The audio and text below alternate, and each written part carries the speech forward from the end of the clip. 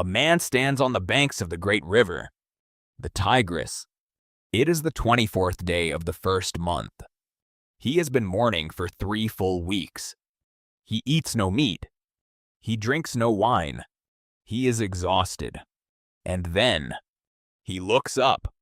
You know the paintings. You have seen them in churches. You have seen them on greeting cards and stained glass windows. Plump babies with small wings. Gentle women in flowing white robes playing harps. But what the man sees standing on the riverbank does not look like the paintings in your grandmother's living room. He sees a being with a body like beryl, a glowing, terrifying stone. Its face flashes like lightning. Its eyes are like flaming torches. Its arms and legs gleam like polished bronze. And when it speaks, the sound is not a gentle whisper. It is the deafening roar of a massive crowd. The man is Daniel. And when he sees this, he does not feel peace. He does not feel comforted. His strength completely leaves him. His face turns deathly pale. He falls to the ground, face down, completely unconscious from the sheer terror of it. Here is what most people miss. This reaction is not an exception. This is the rule. For 2,000 years, we have been sold a comfortable lie about the beings that surround the throne of God. We have turned ancient warriors into babies.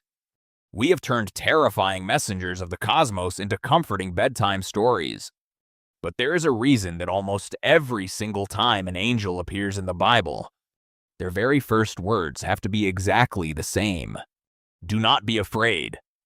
When you read the original Hebrew, the word used over and over again is yer. It means fear. Yes, but it means much more than that. It means standing in absolute awe with shaking knees before a power that could crush you in a single instant. It is the terror of the created coming face to face with the uncreated. In this video, we are going to look at the encounters your Sunday school teachers skipped over. We are going to look at what actually happened to Mary in that dark room. We are going to look at Gideon. We are going to look at Hagar alone in the desert sand. And we are going to uncover a truth about a very specific type of heavenly being. An entity so violent, so burning, so completely alien to our human understanding, that the modern church almost never mentions it. We will get to them, but not yet. But before we step into that room, look at a woman running.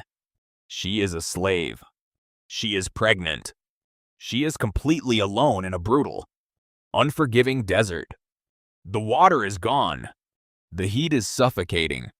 She sits by a spring of water on the way to shore, waiting to die. And then, someone speaks. It is not a human voice. The text calls it the angel of the Lord. You have been told that angels are gentle comforters who pat you on the shoulder. But when this entity speaks, Hagar does not just feel comforted. She feels completely exposed. She is speaking to a being of pure, overwhelming authority. She realizes she has just looked at the divine and survived. She is so shaken she gives God a new name right there in the sand. El Roi, the God who sees me. But it gets stranger. Fast forward hundreds of years to a man named Gideon. He is hiding. He is at the bottom of a wine press, beating out wheat in secret because he is terrified of the Midianite army. He is a coward. He is just trying to survive the week. Then, you see a stranger sitting under the oak tree. The stranger speaks. They have a conversation. Gideon thinks it is just a man, a prophet, maybe someone passing through town. Gideon prepares some food, some meat and unleavened bread. He puts it on a rock. The stranger touches the food with the tip of his staff. Instantly, fire consumes the meat and the bread, and the being vanishes into thin air. This is the moment the truth hits him. Gideon realizes who he was actually talking to. He does not smile. He does not celebrate. He screams in absolute terror. He cries out that he has seen the angel of the Lord face to face. He expects to die. right there on the spot. Because in the ancient world, you knew the rules. You do not look at the burning realities of heaven and live to tell the tale. The first-century Jewish historian Flavius Josephus understood this terror completely. He wrote about the ancient understanding of these beings. They were not friendly. They were the terrifying administrators of divine justice. To see one was a signal of your own death. The stakes were escalating. This was not just about a slave in the desert anymore. This was about the survival of an entire nation. The entity looking at Gideon was not there to comfort him. It was there to hand him a sword. Now, go back to Nazareth. The air in Mary's room changes. It becomes heavy. The light shifts in a way that defies the setting sun outside. And suddenly, she is not alone. Gabriel stands before her. The text does not say he had bird wings. It does not say he had a glowing, gentle halo. But it does tell us her immediate reaction. She is deeply troubled. The original Greek word used by Luke is diatarasso. It means agitated, stirred up to the core, completely thrown into confusion and dread. She is looking at a being who stands in the direct presence of the creator of the universe, a being who has watched human empires rise and turn to dust, and he is standing right there in her small room. His first words are the only words that could possibly keep her heart from stopping. Do not be afraid. And this is where it gets remarkable. She does not faint like Daniel. She does not scream in terror like Gideon. She listens. She listens as this terrifying messenger tells her that the infinite God is going to become a microscopic embryo inside her own body. The uncreated is going to become created. The terrifying power she feels radiating from Gabriel is going to be veiled in frail human flesh. She was afraid. Of course she was. But she answered the angel anyway, with words that have been spoken in churches for 2,000 years. Let it be to me according to your word. 6 words. That is all it took to change history. She looked into the face of a cosmic warrior and offered her absolute surrender. But even Gabriel is not the most terrifying entity mentioned in the scriptures. He is a messenger. He is an archangel. There is another order of beings entirely. Beings that do not just carry messages. They surround the blazing throne itself. In the year that King Uzziah died, a prophet named Isaiah walked into the temple. He expected quiet. He expected the smell of incense and the echo of his own footsteps. He did not expect the fabric of reality to tear open before his eyes. He looks up and sees the Lord sitting on a throne, high and exalted, and above him stand the Seraphim. Hold that thought. If you look up the word Seraphim in the original Hebrew, it does not mean angel. It translates directly to the burning ones. These are not chubby infants with small feathered wings. These are towering entities of unquenchable fire. The text tells us they have 6 wings. With 2 they cover their faces, because even a being made of pure flame cannot look directly at the glory of the uncreated God. With 2 they cover their feet, and with 2 they fly. Their voices are so powerful, so completely earth-shattering, that the massive stone thresholds of the temple shake violently when they speak. The entire room fills with smoke.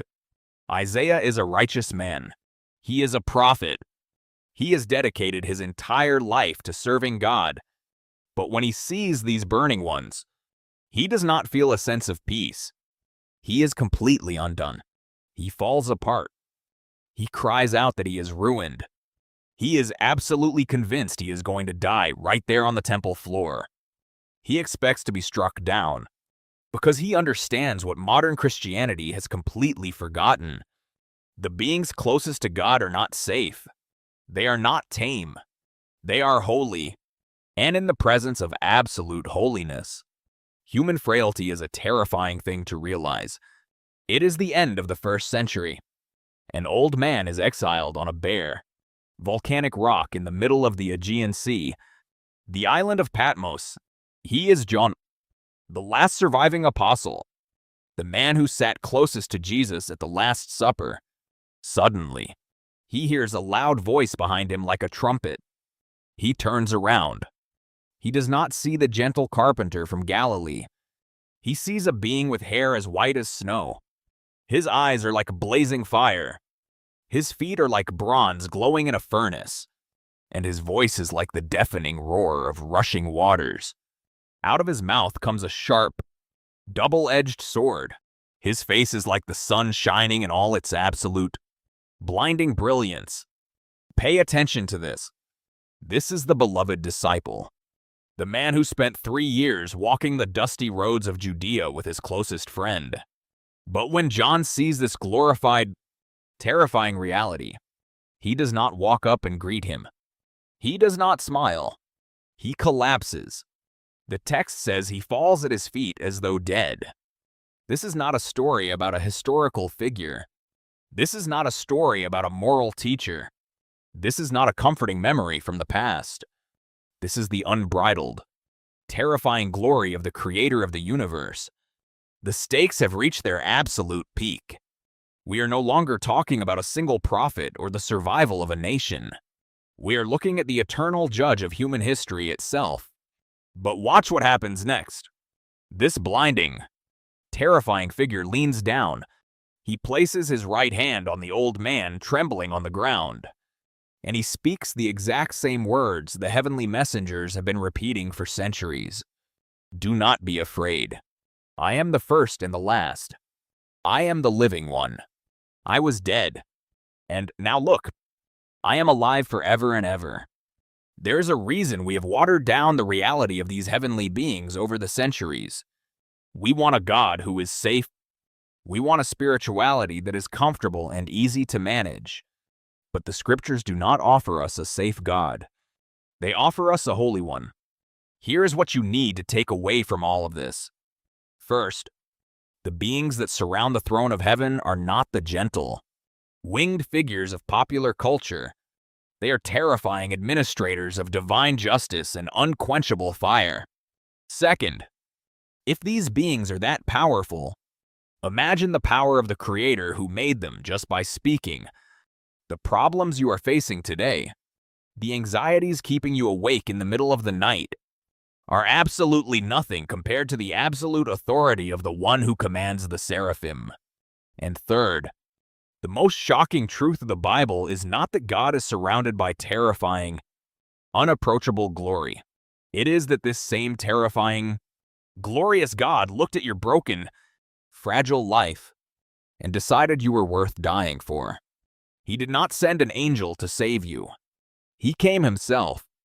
Which of these biblical encounters with the heavenly host changed your perspective the most? Tell me in the comments below. Subscribe to uncover more of the forgotten chapters. And until next time, do not be afraid.